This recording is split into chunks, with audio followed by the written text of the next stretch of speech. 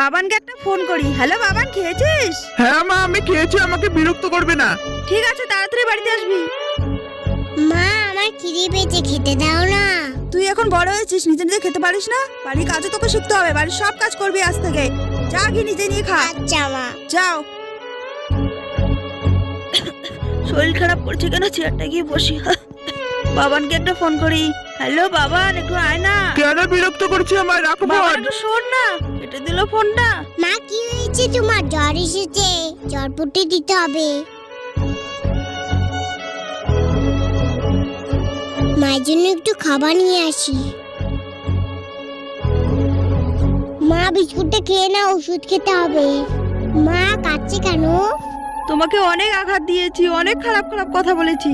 তুমি তো আমার মা, বকা দিতেই পারো, তাতে কি হয়েছে? মা, শরীর ভালো লাগছে? হ্যাঁ, তোমার সেবায় আমি সুস্থ হয়েছি।